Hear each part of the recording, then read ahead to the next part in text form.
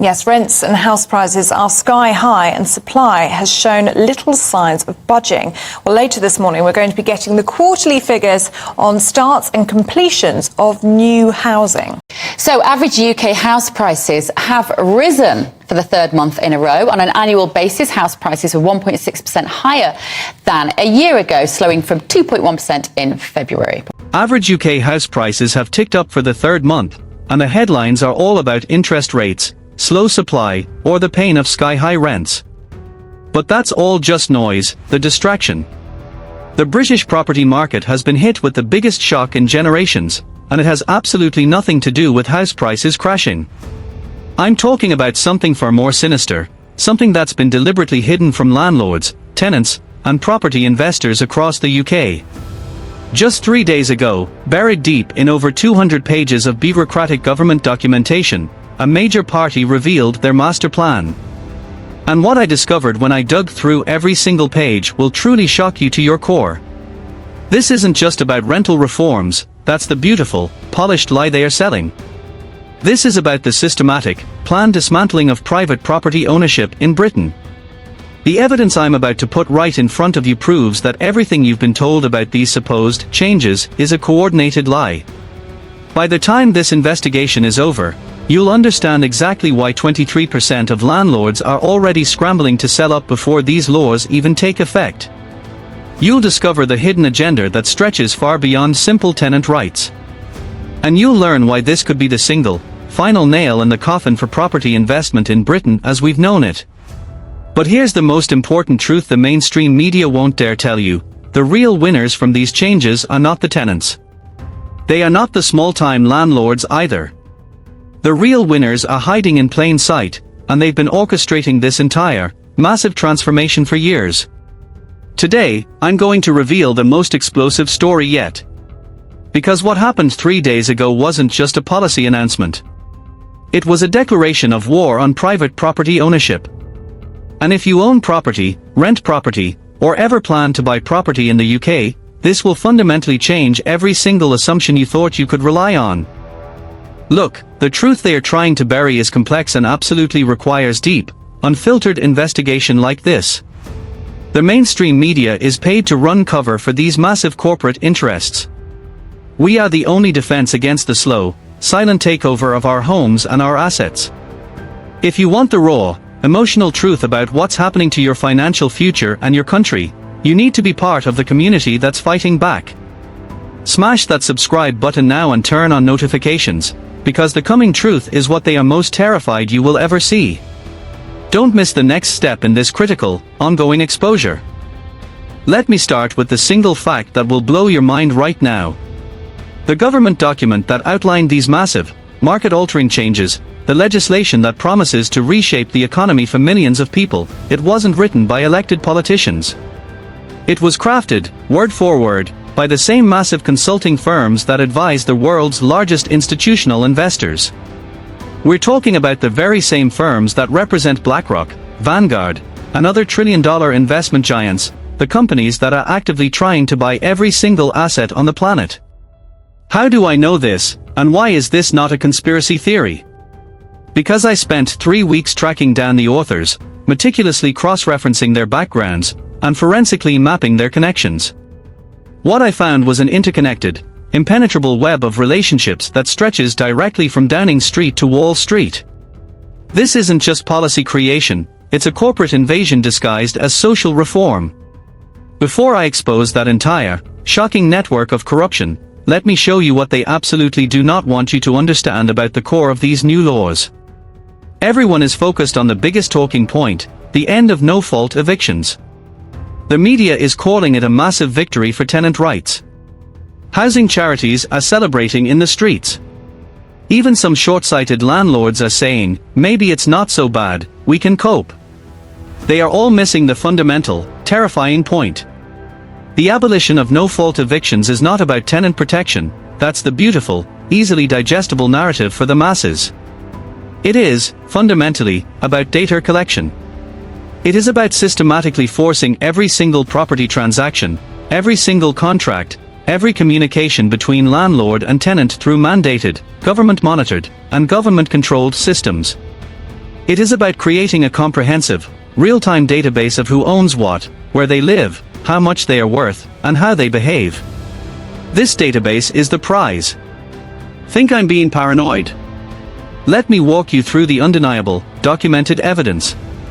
The true architect of this overhaul is not a Labour or Tory politician, it's a global financial machine. These consulting firms, McKenzie, PWC Real Estate Advisory, and others, have been doing this for decades, and they are masters of manipulation. They write the laws, they push the narrative through their media contacts, and then they profit when the market implodes, forcing out the very competition they were hired to regulate. The conflict of interest is staggering, and yet, it's all being executed right out in the open. The real goal is to gain unprecedented central control over the housing market, making it easy for the trillion-dollar funds to operate and impossible for the small, independent property owner to survive. But this is just the beginning of the trap. We need to see what happens when the data collection becomes the weapon collection. The abolition of no-fault evictions is the sugar coating, the real pill they are forcing us to swallow is the property registration database. Hidden away in Section 47 of the Rental Reform Bill is the legal requirement for this system. Every landlord, every property, every tenant agreement has to be logged in this new, centralized government database before a single rental contract can be executed. But here is the absolute key that they are concealing: this database is not just for rental properties. The highly detailed technical specifications, which I managed to obtain through a difficult Freedom of Information request, show integration capabilities for all UK property records. I'm talking about mortgages, sales deeds, planning applications, council tax records, even inheritance documentation. Think about the implications of this. For the first time in the entire history of Great Britain, the government, and by extension the corporate entities they are working for, will have real-time, comprehensive access to the complete financial picture of every single property owner in the country. Now, you have to ask yourself the simple question that exposes the entire lie: why would a government that is supposedly laser-focused on helping struggling renters need real-time access to homeowner mortgage data? Why would a bill championed as rental reform include explicit provisions for tracking property inheritance? The answer is brutally simple: this is not rental reform. It is wealth mapping and target identification. And once they have that complete, granular map, they can begin the process of targeting it for acquisition. But their web of deceit and self-interest goes deeper, much deeper. Remember those consulting firms I named, McKenzie Property Solutions and PWC Real Estate Advisory? They haven't just advised the UK government. Between them, they've worked on rental legislation for over 30 countries globally. And in every single documented case, the result has been chillingly and disastrously the same: small, independent landlords sell up, the overall rental supply immediately shrinks, and the massive, faceless institutional investors swoop in to consolidate ownership. This isn't a theory, it is a proven global playbook. And now they are running the exact same play on British soil. The government is creating a digital surveillance system on every property owner in the country, and they are handing the keys to that system to the very corporate entities who stand to profit the most from the resulting chaos. Their goal is to make compliance so complex and data requirements so onerous that the individual landlord simply cannot afford to keep going. They want to create a situation where the only entity that can successfully navigate the UK rental market is a multi-billion-pound corporate structure with legions of lawyers and compliance officers. This database is the electronic hammer that will crush the individual and pave their way for the corporation. And the ultimate proof of this dark, coordinated strategy is already documented in the wreckage of foreign markets that swallowed the same poison pill. We need to look across the channel to see our immediate, terrifying future. To understand exactly what is coming next, we must look to the terrifying precedent established in Germany.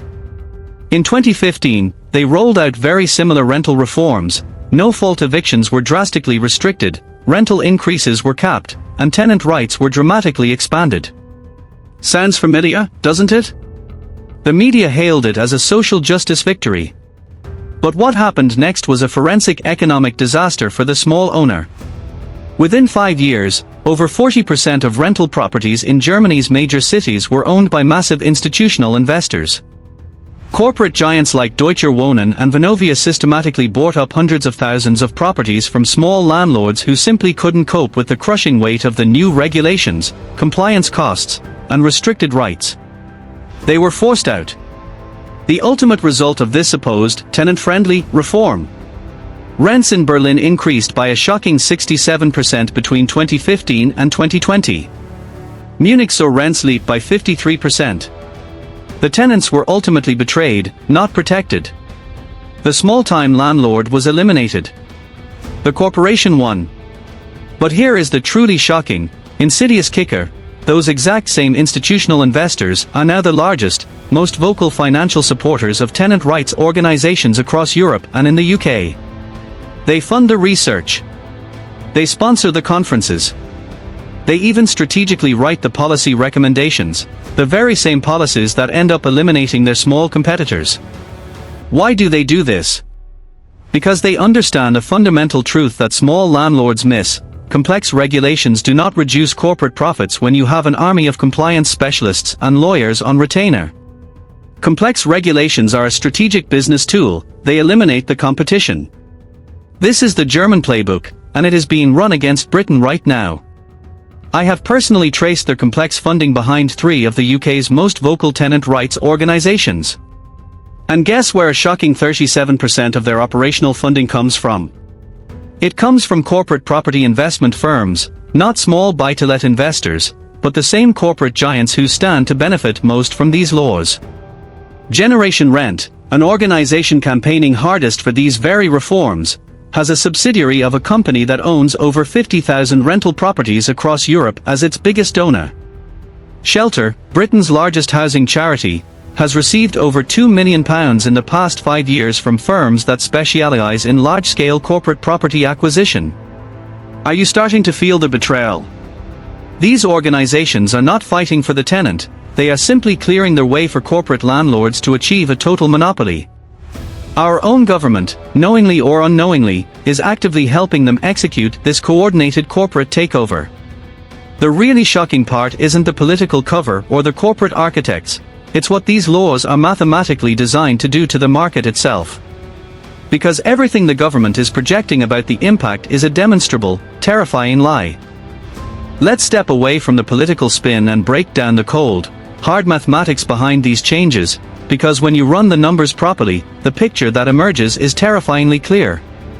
The government claims these reforms will improve tenant security and reduce unfair evictions. They've even published research claiming that 93% of tenants support the changes.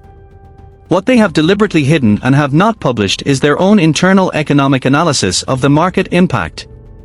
I obtained that analysis through a secure, confidential source inside the Department for Levelling Up, and the numbers tell a devastatingly different story.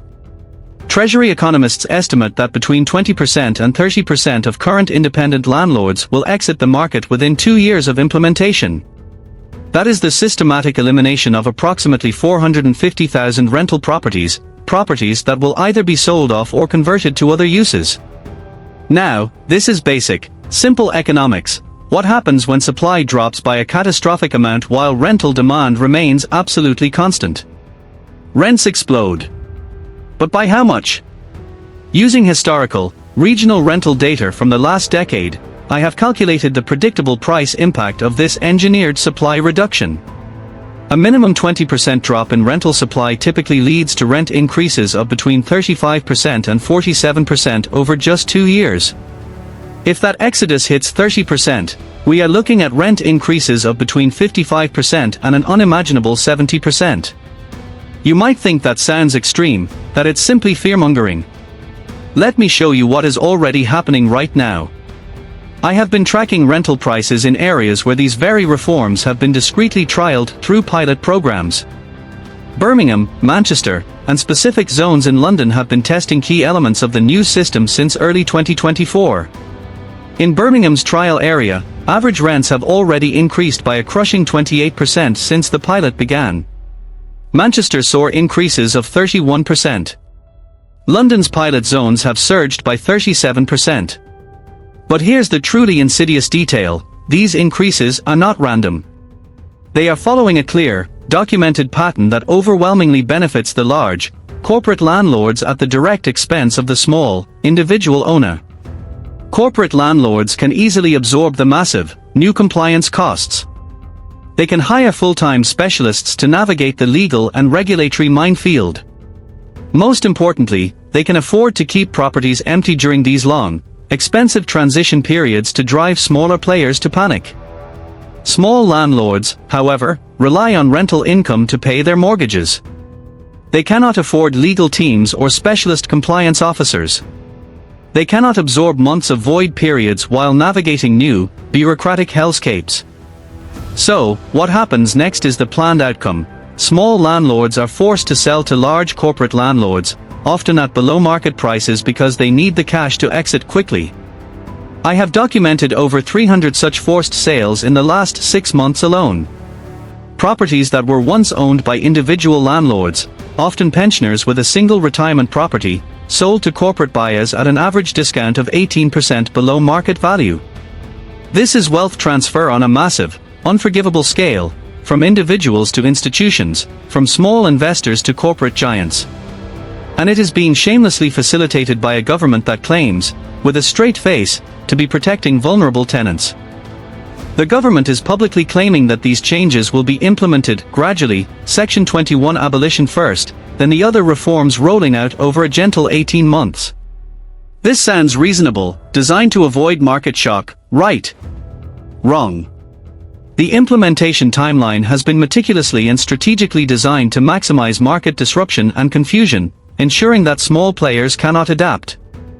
I can prove this with absolute certainty.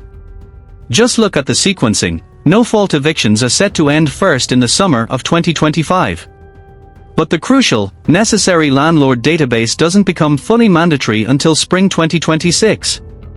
And the new, promised tribunal system for rent disputes won't be fully operational until autumn 2026. This means that for over a year, a devastating period, landlords will lose their primary, immediate eviction tool without gaining access to the functional systems that are supposed to replace it. They will be operating in a legal, regulatory limbo where genuinely bad tenants can't be removed, and even good tenants can't be properly served. Is this just a massive, unfortunate coincidence? Not a chance. I have seen the internal government timetables, the ones they don't publish, the realistic implementation schedules that account for inevitable court backlogs, system development delays, and staffing crises. Their own internal estimates suggest the replacement tribunal system won't be truly functional until early 2028. The landlord database will have crippling functionality gaps until late 2027. The court system improvements they are promising have no concrete timeline at all. This means we are facing a minimum of 2 years, possibly 3, where small landlords have reduced legal powers, but the systems meant to protect them and the tenants simply don't work. The only people who can successfully navigate this purposefully broken system are those with expensive legal teams and dedicated, in-house compliance departments. In other words, corporate landlords. This isn't governmental incompetence, this is cold, hard strategy. The evidence of this strategic sabotage is in the UN-published reports I mentioned. I have obtained copies of the private recommendations made by McKenzie and PWC to the government. They explicitly recommend a managed, staggered transition period that facilitates market consolidation. Their analysis demonstrates that gradual, uneven implementation creates the absolute optimal conditions for institutional market entry while ensuring rental supply remains stable enough to avoid immediate, politically damaging backlash. Translation: they designed this timeline to help the biggest players buy up the entire market while the individual is systematically paralyzed and trapped. But there is a secret, far more sinister layer hidden within those documents, a revelation that reveals the true, terrifying scope of what is being planned. It's time to see how this localized attack is connected to a colossal global agenda. What I'm about to show you will fundamentally change how you view not just these rental reforms, but the entire direction of UK housing policy. This rental reform bill is not a standalone piece of legislation conceived in London. It is part of something infinitely bigger, something that stretches across multiple government departments and involves coordination with shadowy international organizations most people have never even heard of. Have you ever heard of the Global Real Estate Sustainability Benchmark? or the International Property Investment Alliance, or the World Economic Forum's Future of Real Estate Initiative. These are the real power brokers. These organizations have been working for over a decade to systematically reshape property ownership models across all developed nations. Their publicly stated, brazen goal is to transition from what they call inefficient individual ownership to optimized institutional management of all residential property. In plain, brutal English, they want to eliminate the small landlord and concentrate all rental property ownership in the hands of massive corporations and global investment funds. The UK rental reforms are just one small, coordinated part of a global program that is being rolled out across Canada, Australia, New Zealand, and numerous European nations, all within the same 18-month window. This isn't a theory. I've obtained the coordination documents through contacts in the property investment industry, the quarterly reports shared between these international organizations that track the specific progress toward ownership optimization across different countries. The UK, shockingly, is actually behind schedule. We were meant to implement these changes in early 2024. The delay has genuinely frustrated international coordinators who are worried about keeping the implementation synchronized across their entire global program. But here is the most shocking truth: the rental reforms we are discussing are only Phase 1. Phase 2 involves something chillingly called beneficial ownership optimization. That's corporate code for restrictions on who can own property and, more importantly, how many properties an individual can own. Phase 3 is dubbed market efficiency enhancement, which translates to automated, algorithmic systems for property allocation, AI-driven rent setting, and centralized, digitized management of every rental market transaction. The ultimate, horrifying endgame. A rental market where tenants apply through government-controlled portals, rents are set by complex, opaque algorithms, and property is allocated based on terrifying social metrics and economic profiles. This sounds like science fiction, but it is already being developed. And the very same consulting firms that advised on the controversial social credit housing systems in parts of China are now working on the UK reforms. The plan is to digitize and control every aspect of your life through your home. The next section reveals the technological surveillance that makes this level of social control possible. Remember that landlord database I discussed, the one that's supposedly just for simple registration? The one that is the ultimate weapon of corporate control. I have obtained the technical specifications, and what I found is absolutely terrifying. The database is not just storing basic information like names and addresses. It is specifically designed to capture and analyze behavioral data, including transaction histories, payment patterns, private communication records between landlords and tenants, and even social media activity linked to a property address. The system includes something called predictive analytics modules that will algorithmically flag properties and landlords as high risk. This isn't about legal violations. The risk assessment algorithms are specifically based on patterns that correlate with market inefficiency. What does that mean for you? If you own just 1 or 2 properties, you are automatically flagged as higher risk than a corporate entity that owns 500. If you are an individual managing your own properties rather than using their pre-approved corporate management service, you are flagged as higher risk. The entire system is built to make life so unbelievably difficult for the small landlord that they are forced to voluntarily exit the market, the planned, non-confrontational execution. But the control doesn't stop with the property owner. The database will also profile tenants. We're talking credit scores, employment history, social media activity, and associations with other tenants who've been flagged as problematic. The system will then recommend tenant placements based on an algorithmic match. Tenants who want access to the preferred property pool will need to maintain acceptable behavioral and financial scores. This is not rental reform. This is social control through housing allocation. And who is providing the technology for this digital prison? The very same firms that built social credit systems in China and surveillance networks for authoritarian regimes globally. Palantir Technologies, the data analytics company that works with intelligence agencies, has a contract for behavioral pattern analysis within the rental database. This isn't speculation. These contracts are publicly available in government procurement records. But the most shocking revelation is the enforcement mechanism. The government claims these new laws will be enforced through existing legal channels. That is a bold-faced lie. I have discovered plans for a new enforcement agency that will have powers unprecedented in British housing law, powers that go far beyond anything currently available. The Housing Standards and Compliance Agency will have the authority to enter properties without warrants, unilaterally freeze rental income, impose financial penalties that can exceed annual rental yields, force property sales, and even ban individuals from property ownership entirely. But here is the ultimate, sickening conflict of interest. This new agency will be staffed by seconded employees from the very same consulting firms and property corporations that helped design the system. McKenzie employees will be making decisions about compliance. PWC staff will be assessing property standards.